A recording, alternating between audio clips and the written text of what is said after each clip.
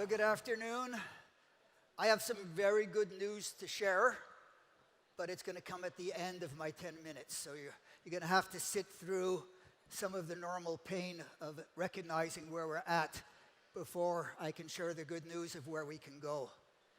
So I want to talk a little bit about the global food system, a little bit about aquaculture, and then I want to share the good news about a project that shows a path not just for change, but for change at speed and scale, deep and rapid change. But let me start with the global food system. What do we know about it? Well, we know the current global food system does not know how to meet future demand to feed the planet. It doesn't know how to grow enough food. It doesn't know how to grow enough animal protein. We don't have enough arable land. We don't have enough water. We know that climate change is stressing our current global food system through droughts and floods and insect infestations.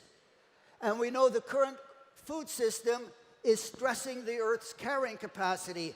And even if we figured out how to grow it quickly enough, we'd basically undermine the environment and get a vicious circle of producing more food but being less able to do it because of impacts.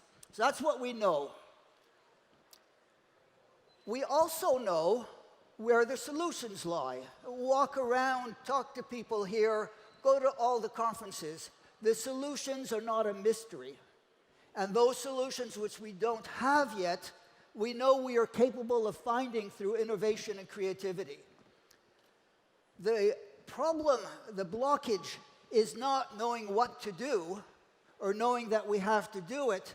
The problem, the blockage, is figuring out how to get critical mass of change, how to get enough of the world to change and to adopt the necessary changes.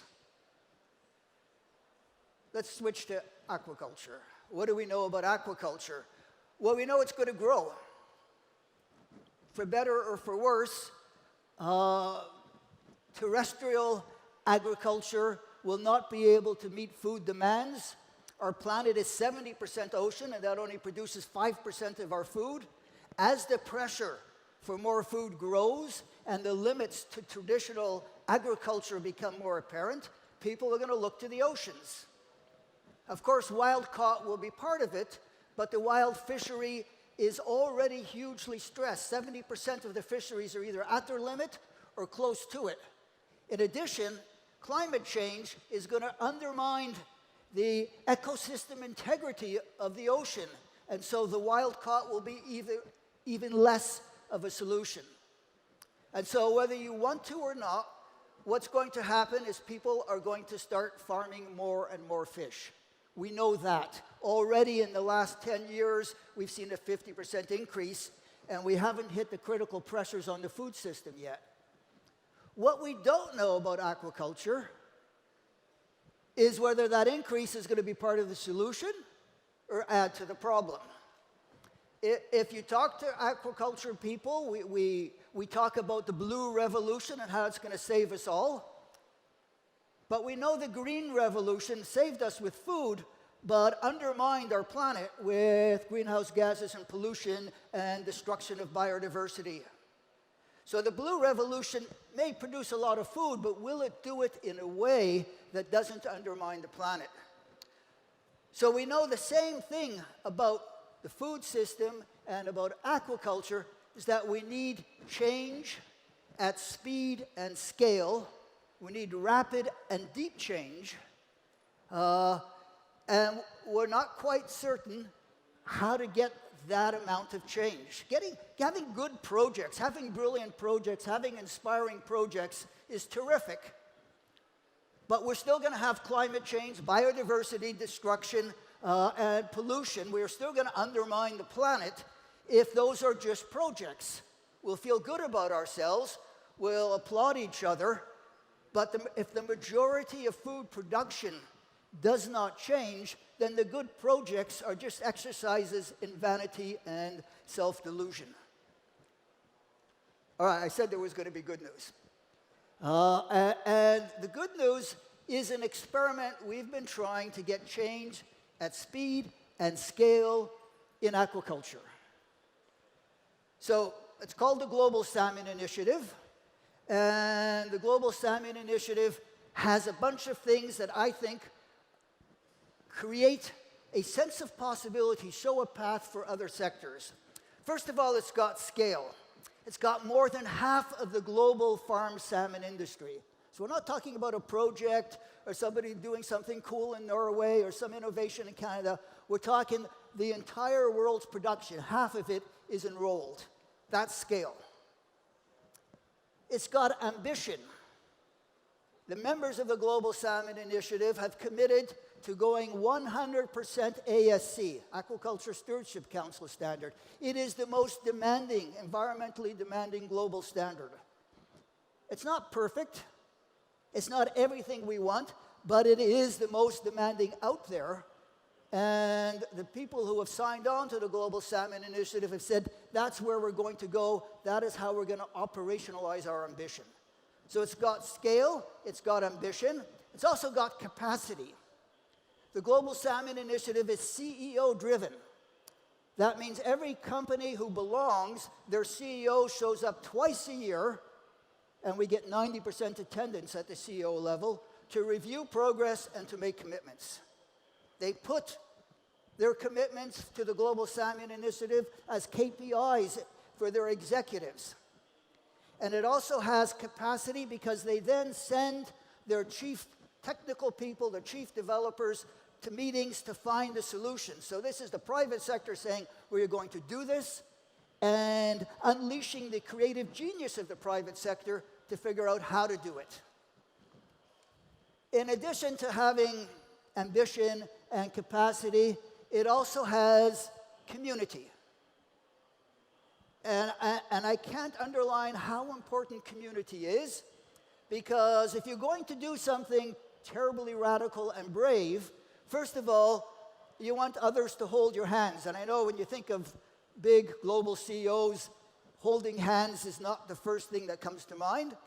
But working together, they inspire each other, they hold each other accountable, and they create a sense of community can do, to be brave and try and do these things.